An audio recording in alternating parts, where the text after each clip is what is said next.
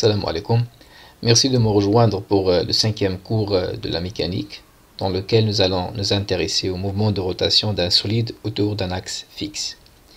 Donc, on va commencer par un rappel sur le mouvement de rotation, dans lequel on va aborder la notion de repérage d'un point du solide qui est en rotation. On va voir aussi donc les notions de vitesse angulaire, vitesse linéaire, accélération angulaire et accélération linéaire que vous avez vu en première année bac. Et ensuite, on va terminer cette première partie par donc un rappel sur les types de mouvements et les équations horaires dans le cas du mouvement de rotation. La partie la plus importante de ce cours-là, c'est la deuxième partie qui consiste donc à appliquer le principe fondamental de la dynamique dans le cas du mouvement de rotation. Nous avons vu dans les cours précédents comment déterminer la position, la vitesse et l'accélération d'un objet qui est en translation, donc qui est en mouvement rectiligne.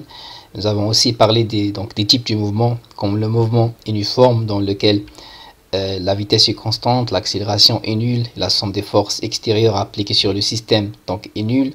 Et nous avons dit que dans le cas du mouvement de translation, la masse est une propriété très importante. Nous avons aussi appliqué donc la loi de la dynamique dans le cas du mouvement de translation, qui est tout simplement la deuxième loi de Newton.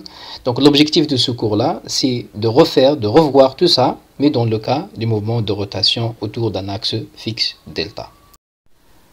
Commençons par un rappel sur les propriétés du mouvement de rotation. Donc un solide possède un mouvement de rotation autour d'un axe fixe delta si tous les points du solide décrivent des trajectoires circulaires centrées sur l'axe de rotation, sur l'axe delta, sauf les points qui appartiennent à cet axe qui sont immobiles. Donc pour comprendre cette définition, prenons cet exemple ici où nous avons un solide S qui est le cylindre que vous voyez ici. Donc ce cylindre est en mouvement de rotation autour de l'axe delta ici qui est au centre. Vous voyez ici que le point A qui appartient à un solide, lorsque le solide tourne autour de l'axe delta, ce point-là décrit donc en même temps une trajectoire circulaire centrée sur l'axe fixe delta. Tandis que le point B qui appartient à un solide S, qui appartient à l'axe delta, il est immobile, donc il ne bouge pas, parce que l'axe delta est fixe. Maintenant, comment déterminer la position du point du solide? On peut donc déterminer la position du point qui appartient au solide en utilisant ce qu'on appelle l'abscisse angulaire ou bien l'abscisse curviligne. Donc prenons ici un exemple où nous avons un point M quelconque choisi sur la trajectoire circulaire. Donc bien sûr on a ici donc ce point M, il appartient à un solide qui tourne autour d'un axe fixe delta. Donc on oriente la trajectoire dans un sens arbitraire, ça veut dire donc le sens du mouvement. On va prendre par exemple ce sens-là, c'est le sens du mouvement. Donc on appelle abscisse angulaire du point M ici, à un instant t, la valeur algébrique de l'angle θ que fait donc OM0 avec OM. Donc l'abscisse angulaire, c'est θ, c'est l'angle que fait OM0 avec OM. Donc cet angle θ, l'abscisse angulaire, peut être aussi défini par cette équation. Donc θ égale à 2π fois n, avec n donc c'est le nombre de tours effectués par un point donc sur cette trajectoire circulaire. Donc vous savez que un tour complet sur le cercle c'est 2π, ça veut dire n égale à 1. Donc parfois il est noté aussi par delta θ égale à 2π n avec donc delta θ, c'est l'angle balayé entre deux instants donnés. Donc l'unité de mesure pour l'abscisse angulaire, c'est le radian. Donc pour l'abscisse curviligne, on appelle abscisse curviligne du point M ici, à un instant t, c'est la valeur algébrique de l'arc entre M0 et M. Donc on note par S. Donc S, c'est l'abscisse curviligne. Donc c'est une distance, c'est la distance entre M0 et M, ou l'arc M0M.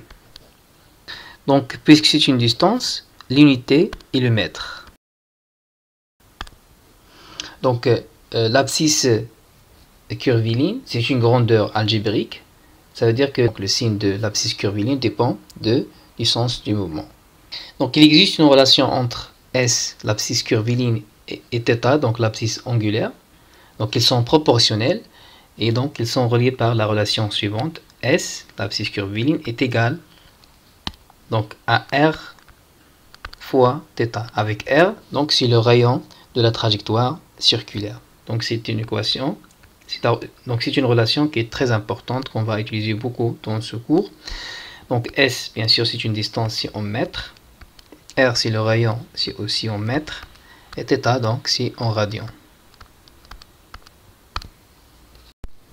Passons maintenant à la définition de la vitesse angulaire et la vitesse linéaire. Donc on considère un corps en mouvement de rotation autour d'un axe fixe delta. Donc dans ce sens de mouvement que vous voyez ici. Le point M occupe la position M1 à l'instant T1 et la position M2 à l'instant T2. Les deux positions M1 et M2 étant repérées par des abscisses angulaires θ1 et θ2. Donc, dans ce cas, la vitesse angulaire moyenne Wm du point M entre les instants T1 et T2 est donnée par la relation suivante. Donc ΔT, c'est l'angle de rotation du solide pendant la durée ΔT, qu'on peut écrire comme θ2 moins θ1 divisé par T2 moins T1. Donc l'unité de la vitesse moyenne dans le système international, c'est le radian par seconde.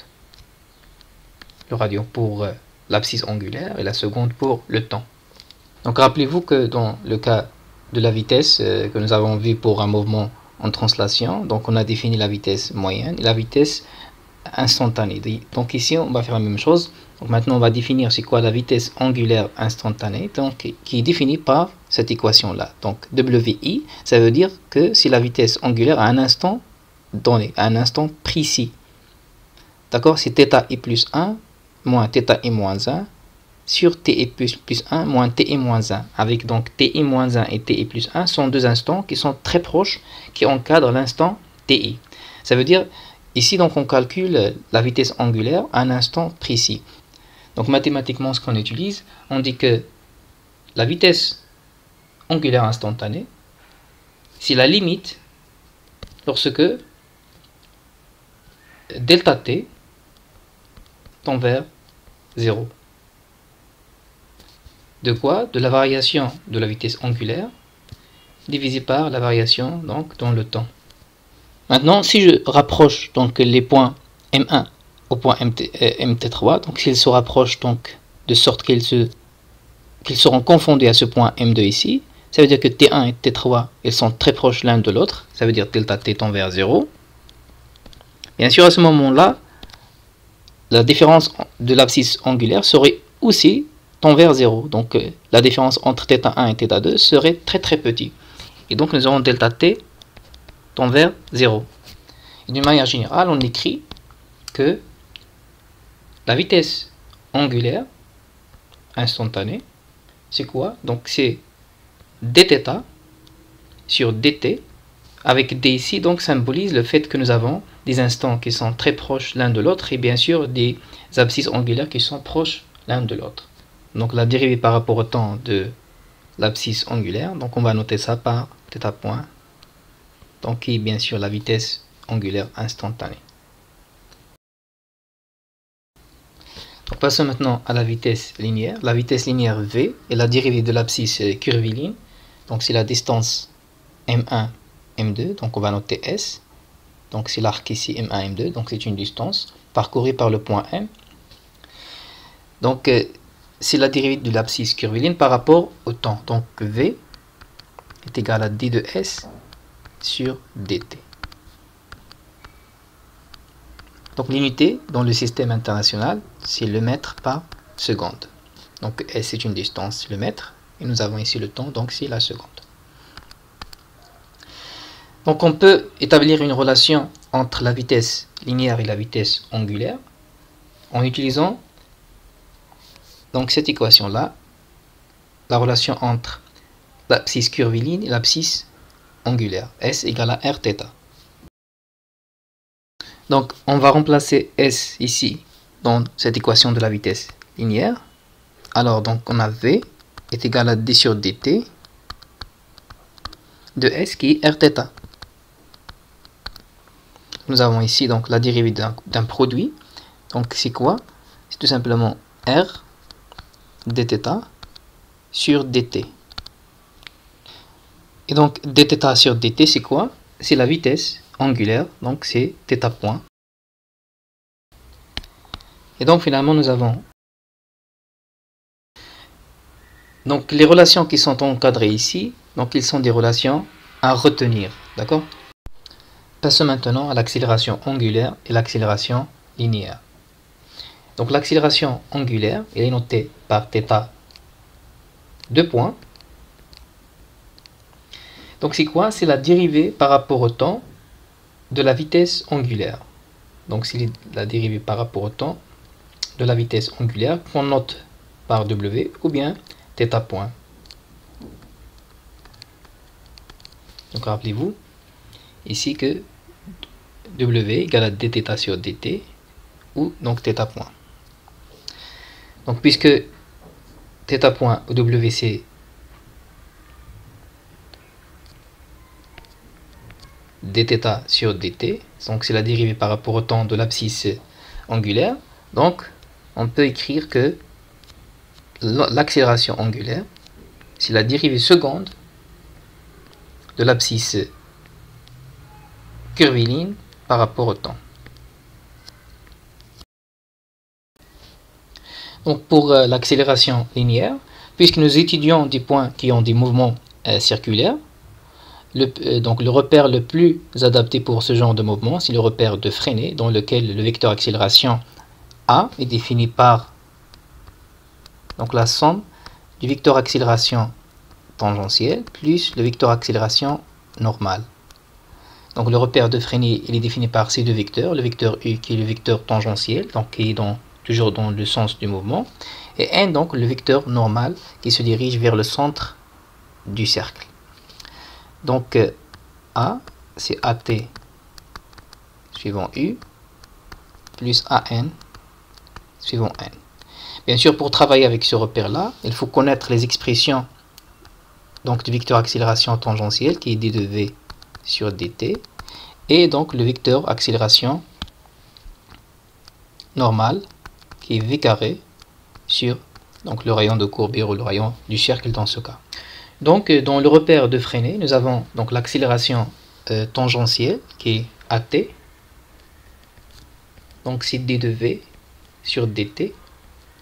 V c'est la vitesse linéaire, donc on a dit que c'est R θ point, donc c'est d sur dt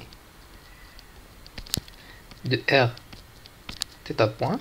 Donc R c'est juste le rayon de la trajectoire, donc on va dériver θ point.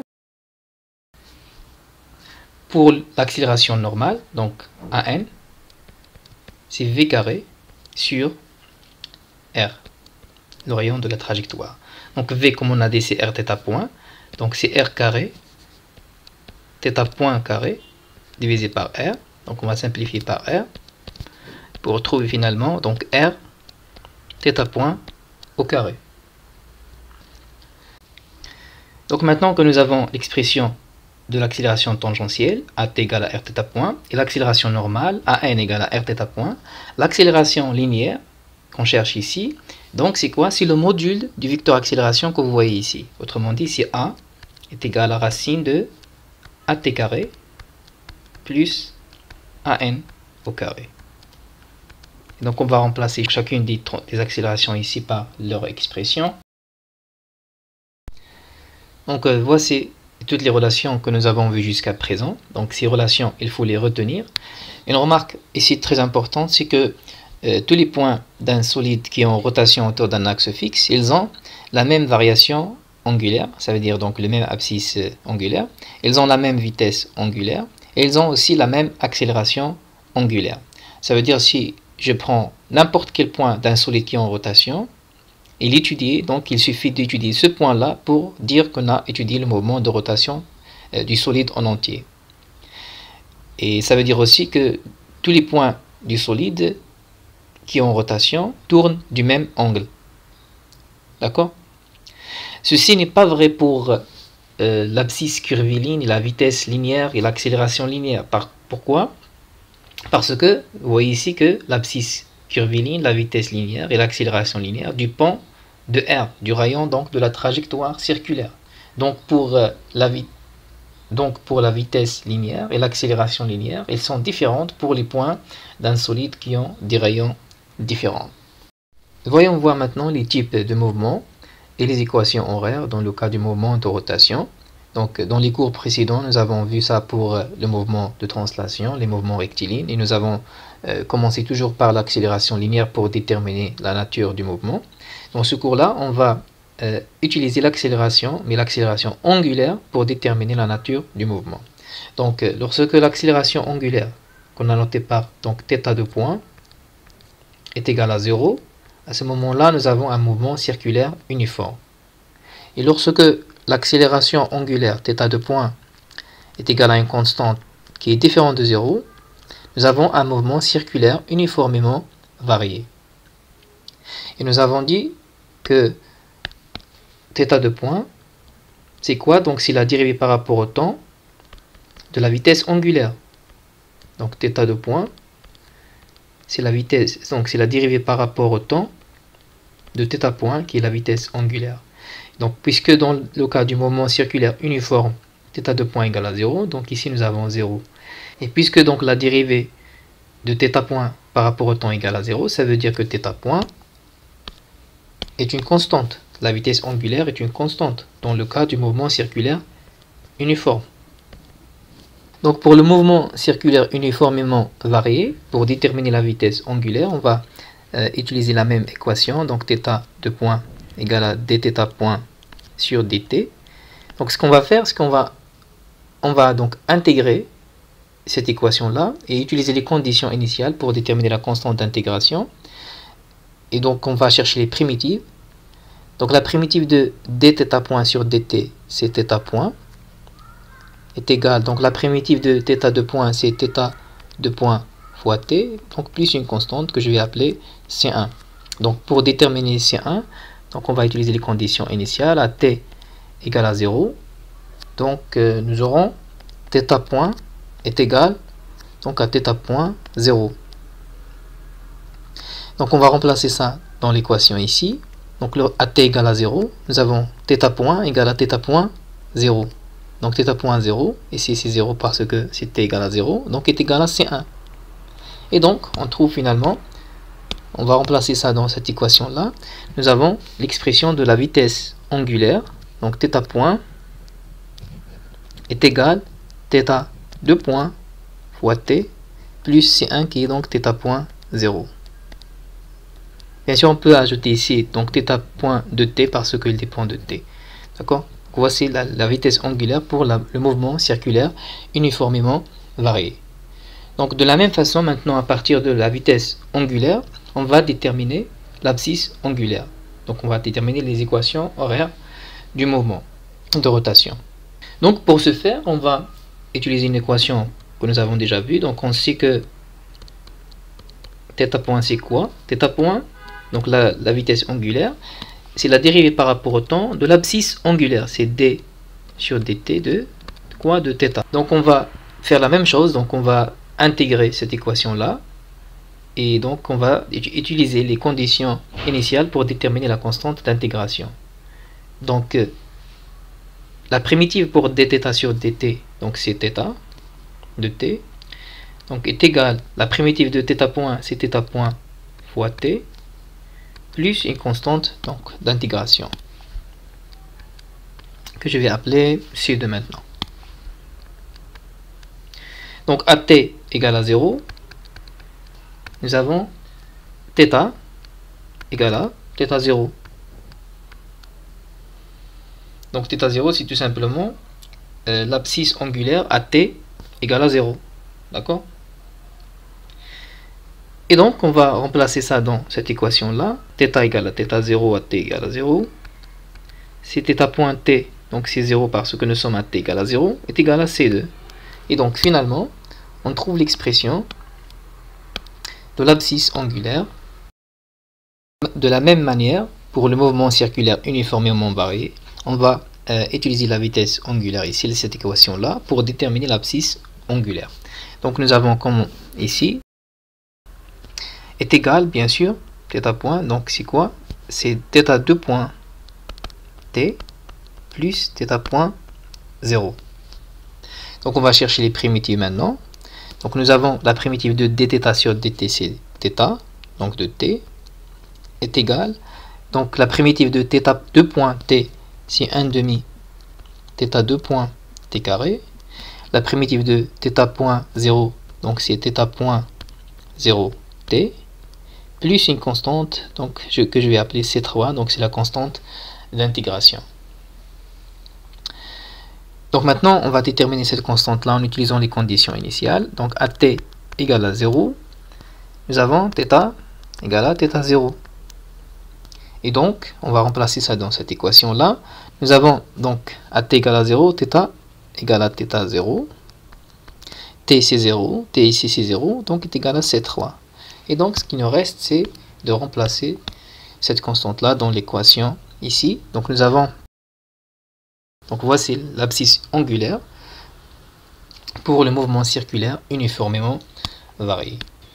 Donc, comme j'ai dit, bien sûr, la vitesse angulaire ici, et il varie en fonction de temps. Donc, elle a une forme d'une équation affine. Donc, c'est une fonction affine du temps. La même chose pour l'abscisse angulaire pour le mouvement circulaire uniforme. Donc, c'est une fonction affine du temps.